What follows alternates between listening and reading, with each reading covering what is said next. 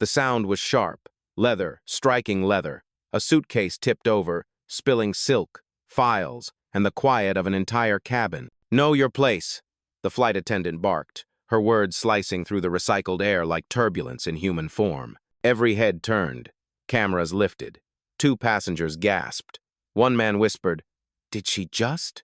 Dr. Maya Ellis didn't stand, didn't shout. She sat perfectly still, her white blazer sharp against the soft gray of seat 2 amperes.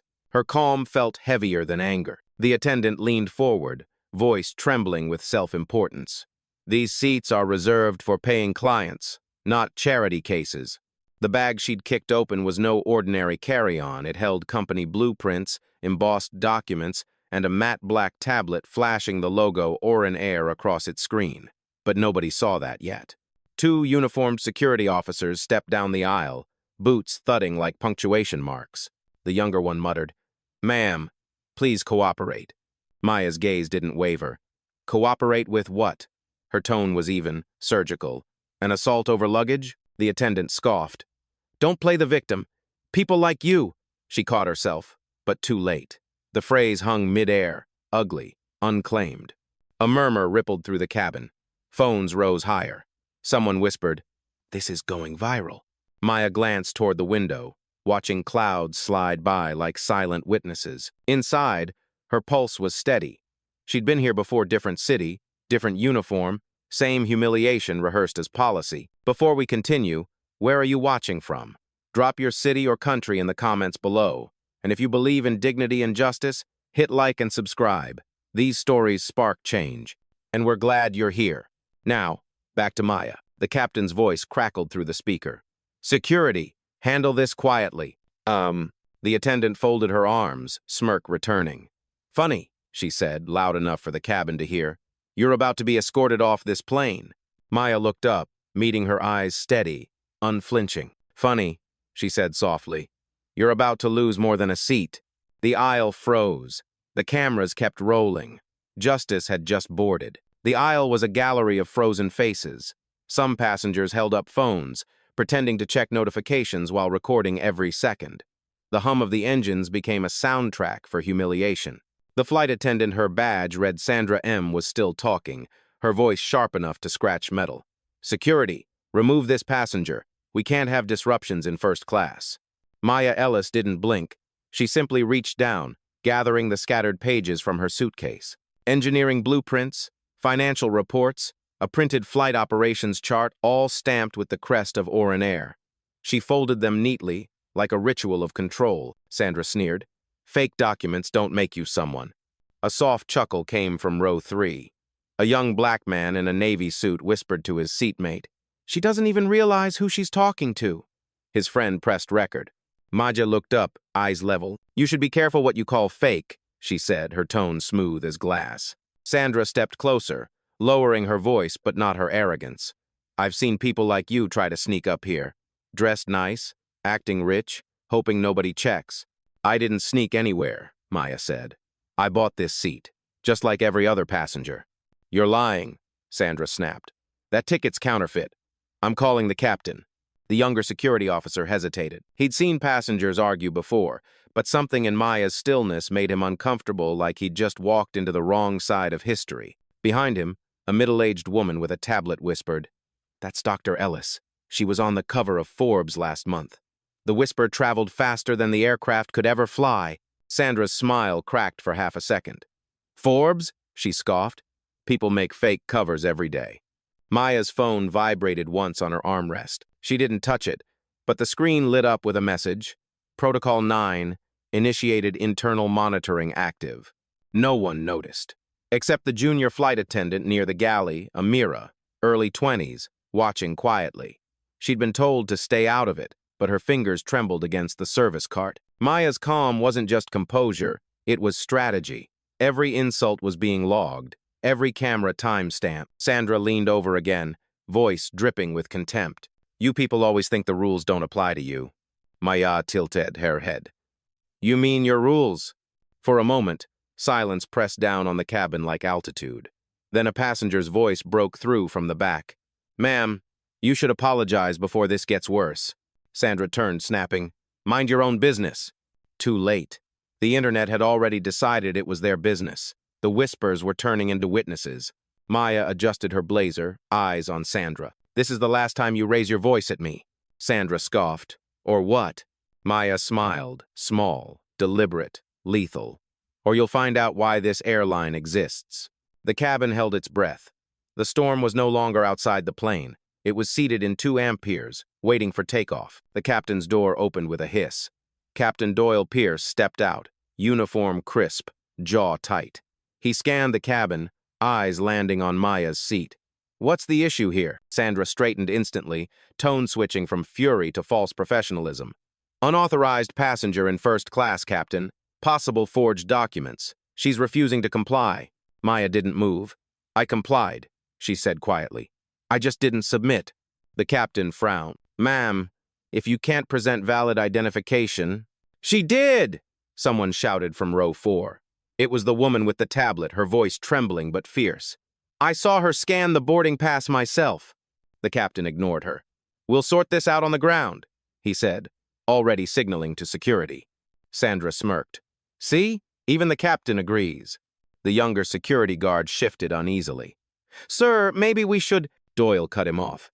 "Escort her out." Phones rose like a silent forest. The cabin had become a courtroom.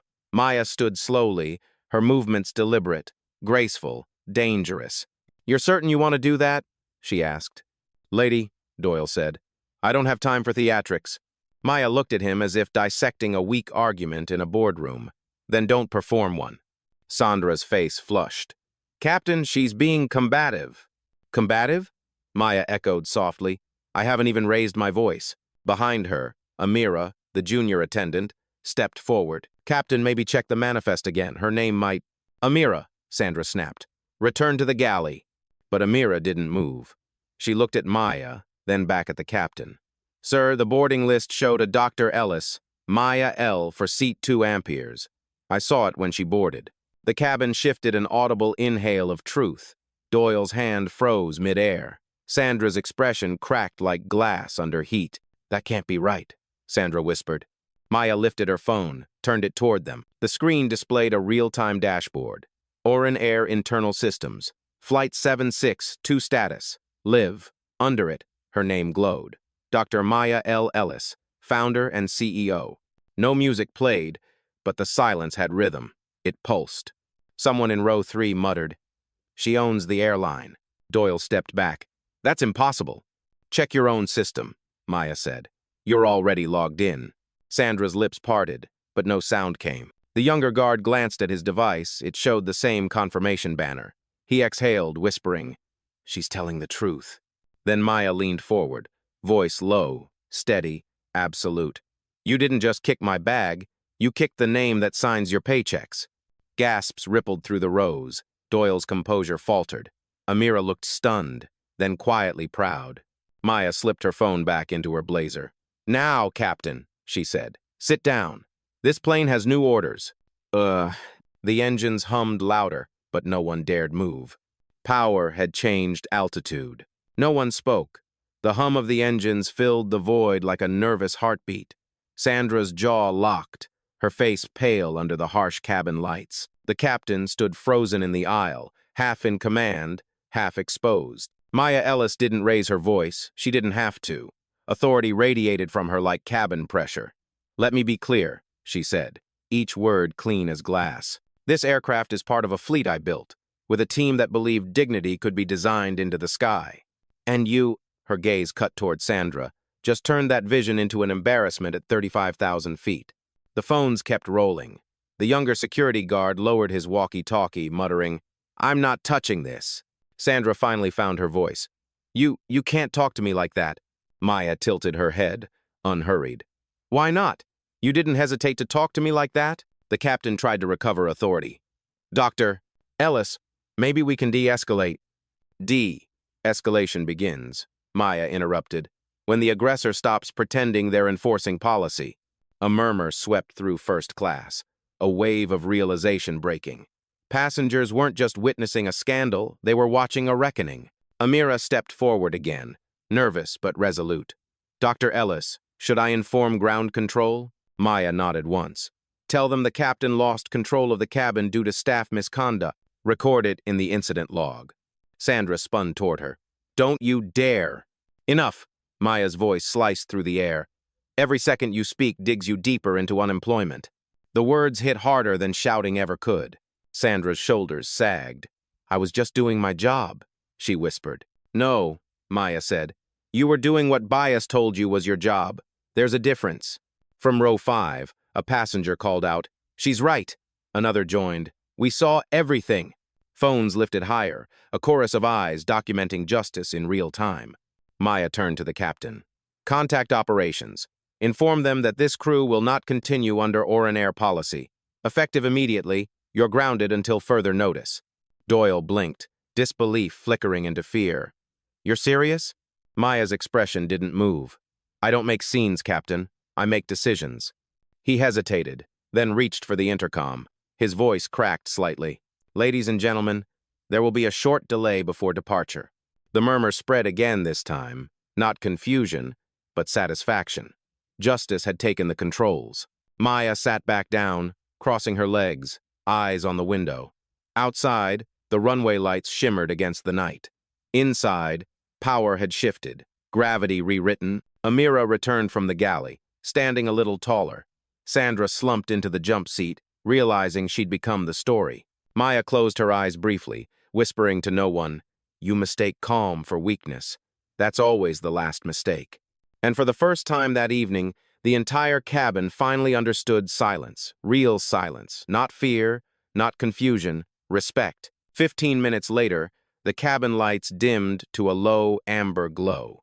Outside the windows, Los Angeles shimmered below like a circuit board of judgment. Inside, the aircraft no longer felt like transportation. It felt like a courtroom suspended in air. Maya Ellis remained seated, hands folded neatly in her lap, phone resting on the armrest like a quiet detonator. Across the aisle, Captain Doyle Pierce leaned into the intercom, his voice drained of certainty. Ladies and gentlemen, thank you for your patience. We're resolving an internal issue before departure. Internal issue. The phrase tasted like irony. Sandra shifted in her jump seat, fingers tapping against her thigh, every motion betraying panic she couldn't swallow. Maya's screen blinked once. A notification slid across the glass. Corporate Oversight Connected Monitoring Live. The captain noticed the glow. Dr. Ellis, is that necessary? Maya didn't look up. Transparency always is. Ugh. A ripple of nervous laughter moved through the cabin, the kind that hides discomfort. A man in business class whispered to his wife, She's the CEO?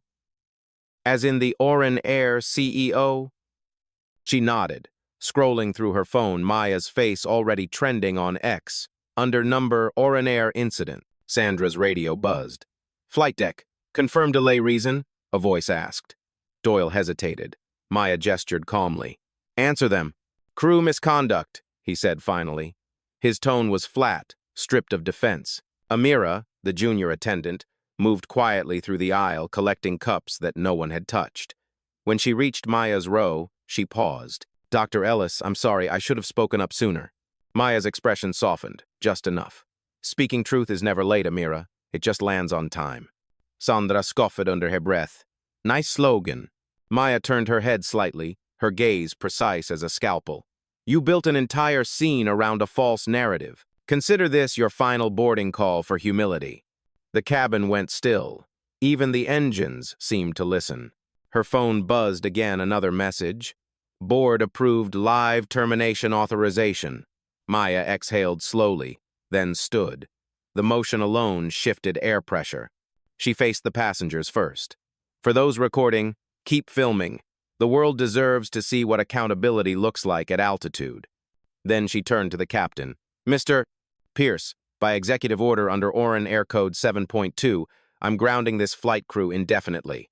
You'll return to the gate. Sandra M., effective immediately, your employment with Oran Air is terminated. Sandra's eyes went wide. You can't fire me here. Maya's voice was calm as gravity. You're right. I'm not firing you here. I'm firing you everywhere. A gasp swept the cabin.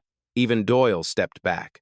Amira covered her mouth, half in awe, half in fear. Maya picked up her phone again. Security at Gate B14 will escort you off when we land. she said.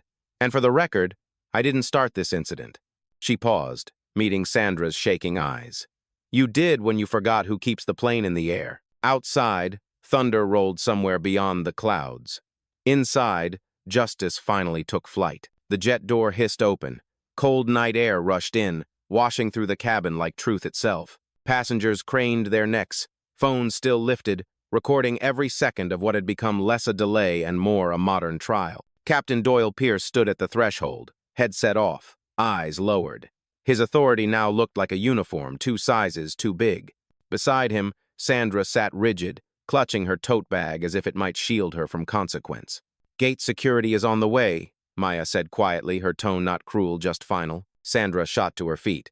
You don't have the right. Maya didn't flinch. You're on my aircraft. The rights began with me. Gasps rippled down the aisle. Someone near the front whispered, She really owns the airline.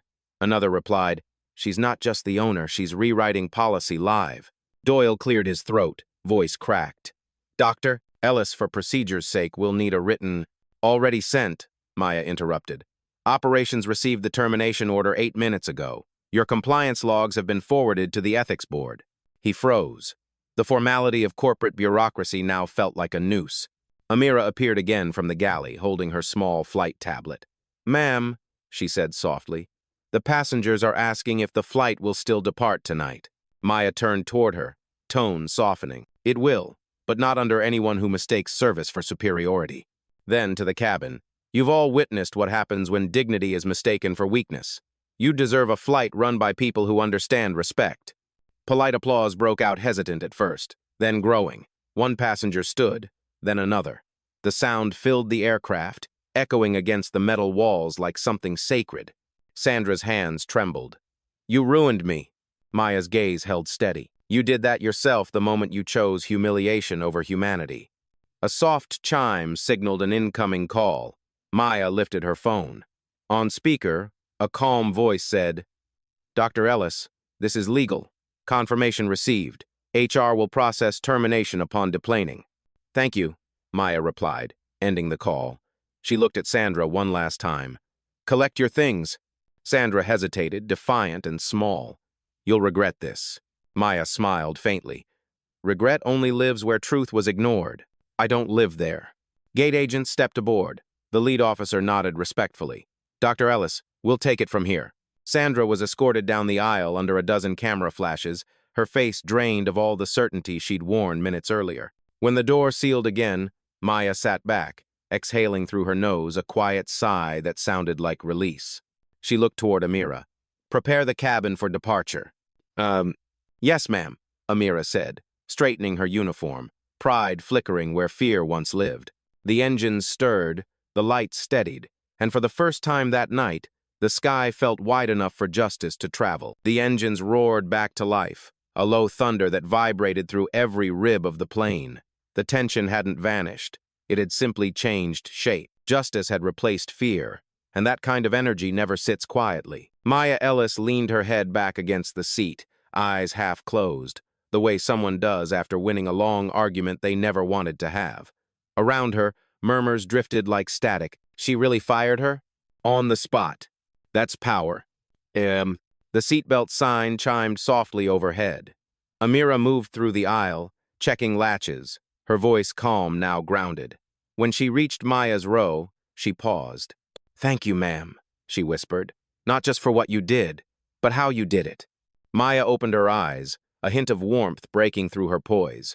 Power without grace is just noise, Amira. Never forget that. The captain's voice came over the intercom, still his voice, but smaller, careful. Ladies and gentlemen, we'll be departing shortly. Thank you for your patience during this unusual delay. A faint ripple of laughter moved through the cabin. Doyle's tone had lost its arrogance. Now it was almost deferential. As Amira moved forward, Maya's phone buzzed again. A message from her assistant, Rachel, glowed on the screen. Trending globally. You've changed the conversation. Maya typed back, No, I just reminded them what the conversation was supposed to be. She looked out the window. The tarmac lights shimmered against the wings, tiny beacons reflected in her eyes. Her mind drifted, unbidden, to a memory Atlanta, years ago. She'd been 25, boarding a plane for her first investor pitch. Same look from the gate agent, same tone. Are you sure you belong in business class? That question had followed her for 2 decades. Tonight, she'd finally answered it. The cabin lights dimmed as the plane began its slow crawl to the runway. Passengers whispered blessings, gratitude, disbelief. One woman leaned over the aisle and said softly, "My daughter's going to see this. She needs to." Maya nodded. Then it was worth it. As the aircraft turned toward the takeoff line, the quiet was reverent. Not silence born of fear, but the stillness that follows truth being spoken aloud. Amira's voice echoed from the intercom. "Cabin crew, prepare for departure." Oh. Maya closed her eyes again, letting the hum of the turbines settle her heartbeat. A man across the aisle, a tech executive by the look of his watch, leaned forward. "Dr. Ellis," he said quietly, "I've flown a lot of miles, but I've never seen someone stand that tall while sitting down." Maya smiled faintly. That's the only way change ever takes off. Outside, the runway lights blurred into gold lines of motion. Inside, the jet lifted, carrying more than passengers. It carried proof that silence could roar. The aircraft rose through a cloud bank, the city lights fading below like embers in fog. For a few seconds, the cabin was quiet, sacred even. No announcements, no whispers. Just the steady pulse of engines pushing forward, the way truth does once it's set free. Amira adjusted the lighting to a soft amber glow. The tension had melted, replaced by a calm that wasn't fragile but earned. Passengers reclined, finally breathing again, still processing what they'd witnessed. Maya Ellis sat in 2 amperes, the same seat that had started it all. Her posture remained upright, regal without effort. The tablet in her lap displayed a message from Rachel, her executive assistant. "Corporate received the footage. Public Relations recommends a statement. Do you want to approve it?" Maya typed back slowly. "No statement. Let the truth breathe on its own." She set the device aside and looked down the aisle. The same aisle that had once been a line of accusation now looked like a path of quiet respect. The man across the way, the one who defended her earlier, offered a small nod. "The whole internet's watching this flight," he murmured. "You know that, right?" Maya smiled slightly. "Good. They'll see what leadership looks like when it doesn't hide behind volume." The captain's voice returned, subdued but steady. "Ladies and gentlemen, we've reached cruising altitude. Cabin crew, you may begin in-flight service." Amira moved forward with the drink cart, her hands firm, eyes confident. She stopped at Maya's seat. "Something to drink, Dr. Ellis?" Maya met her gaze. "You tell me, Amira, what do you think the CEO should have tonight?" Amira grinned a flash of light in the muted cabin. Something strong but smooth. "Then I'll trust your judgment," Maya said, and for the first time since boarding, she smiled fully soft, human, unguarded. When Amira walked away, a woman 2 rows back spoke up. "Dr. Ellis," she said shyly, "my husband recorded part of what happened. Would you like us to send it to you?" Maya turned in her seat. "Keep it," she said gently. "Stories like that don't belong to me anymore. They belong to whoever's been made to feel small." The woman nodded, eyes shining. Outside, lightning flickered far off in the distance, a thin, harmless web of silver across the clouds. Inside, the plane held steady, the kind of calm that follows revelation. Maya leaned back, resting her head against the seat. "For years," she whispered to herself, "I thought justice had to shout." Then, after a pause, she added, "Turns out it just had to speak clearly." The engines hummed like applause beneath her. The storm outside never touched the By the time the seatbelt sign blinked off, the world below was already buzzing. Notifications erupted across Maya's tablet like sparks. Number Oran Air incident had crossed 10 million views. Comment threads overflowed.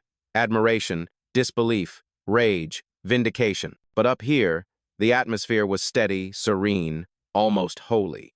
Amira passed through the aisle again, posture different now. She wasn't invisible anymore. Every "thank you" from a passenger carried a new tone. Recognition. Maya watched her for a moment, then opened a new message from her board chair. "Lionel, just watch the footage. Elegant execution. Press wants comment." She typed back, "No spin. Let the video teach." Across the aisle, a young white man in a hoodie leaned forward, awkward but sincere. "Dr. Ellis," he said, I used to work ground crew. We saw stuff like that all the time. Never thought someone that high up cared." Maya met his eyes. Caring isn't optional when silence is complicity. He nodded, quietly ashamed and grateful all at once. A chime interrupted the captain again. Ladies and gentlemen, on behalf of Orin Air, we apologize for the earlier incident. Dr. Ellis has chosen to continue this flight with us, and we thank her for her patience. The pause before the last word sounded like a confession.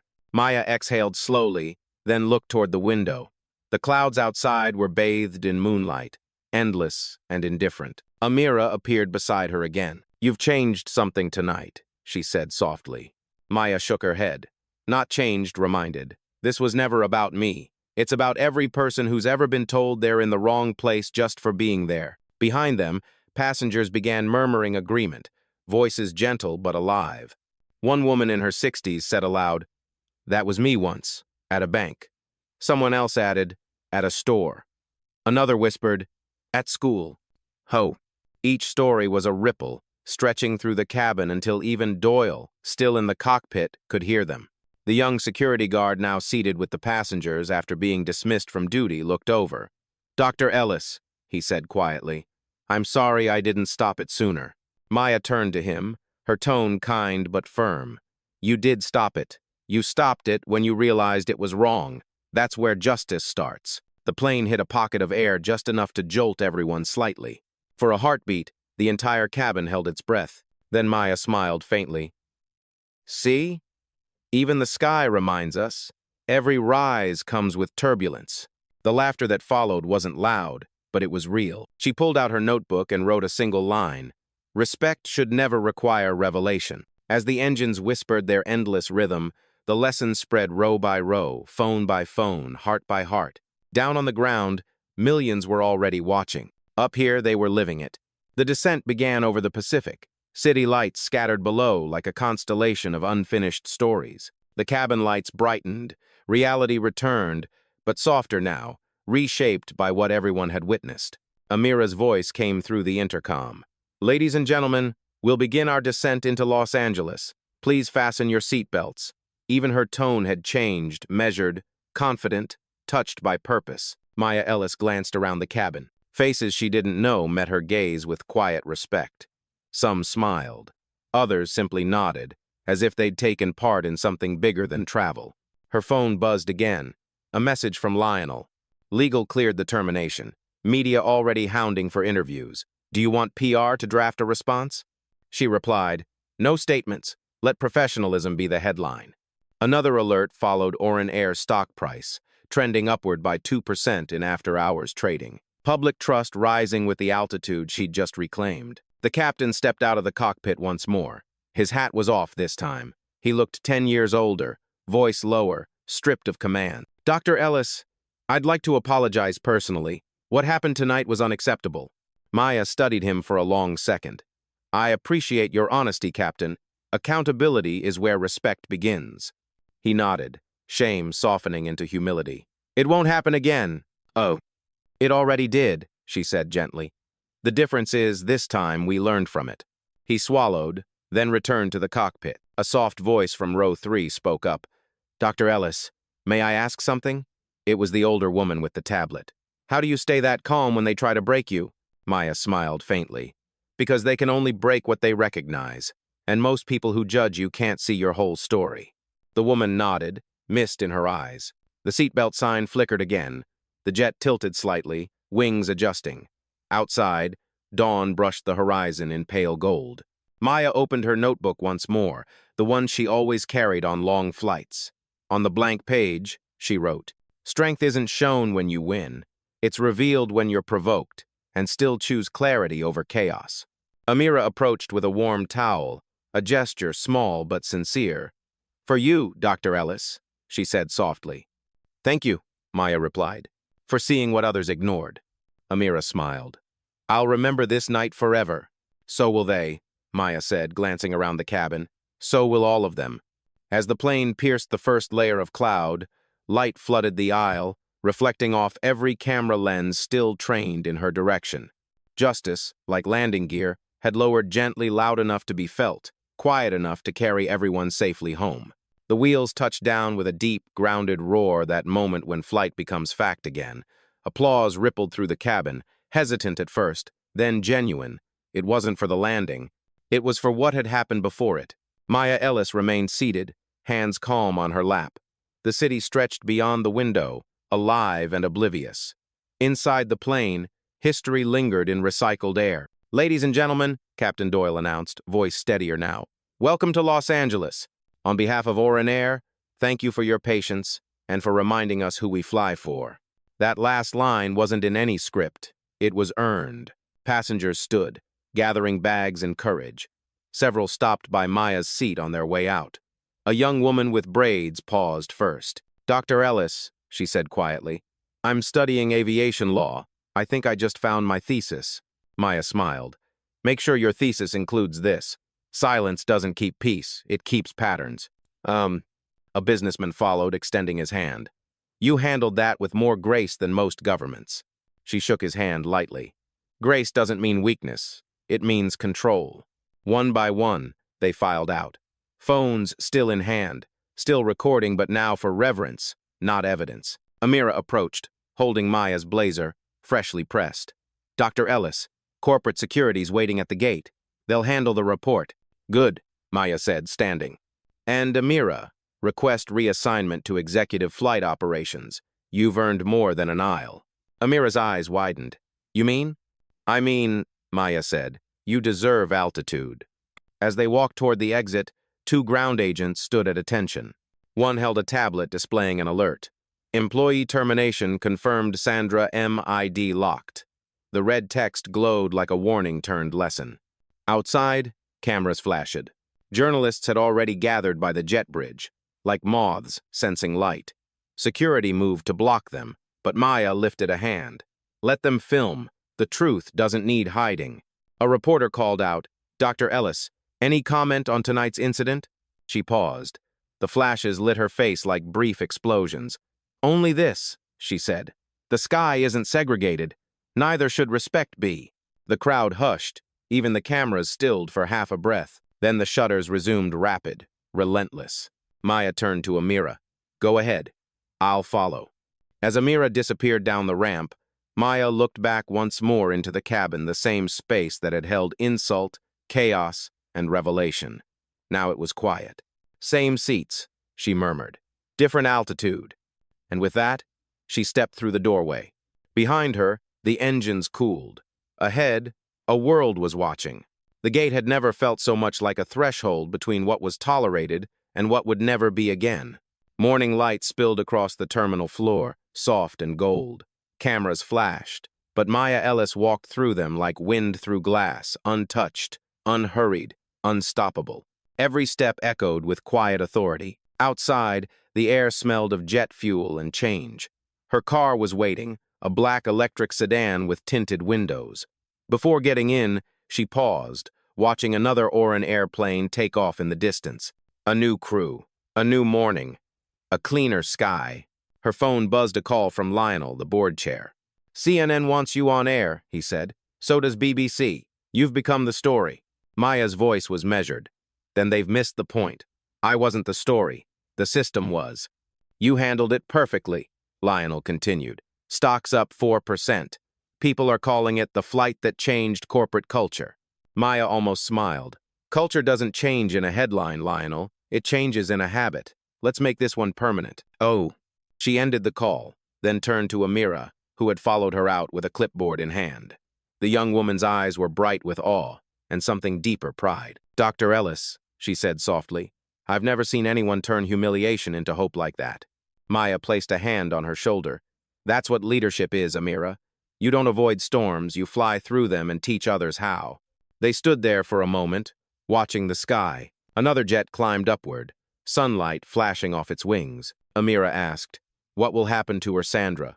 Maya looked out over the runway, her expression neither cruel nor forgiving. "She'll have time to think. Maybe she'll learn what altitude really means." Reporters pressed closer beyond the barrier, shouting questions. "Dr. Ellis, will you fire the captain too? Do you plan to make a statement about racial bias in aviation? Is this the start of a new policy?" Maya turned just enough for her words to carry. "The policy is simple," she said. "Respect isn't a uniform. It's a requirement." Flashbulbs strobed like lightning artificial, fleeting. She gave them nothing more. As she entered the car, the driver glanced back. "Quite a night, ma'am." She nodded. "Quite a truth." "Oh." The car pulled away, merging into the current of dawn traffic. Maya opened her notebook one last time, writing beneath her earlier line. "Justice doesn't shout, it lands." She closed it gently, gaze drifting to the horizon where planes rose and disappeared into gold. For every person told they don't belong, this was their boarding call. And for everyone watching, one truth remained at cruising altitude: dignity always flies higher.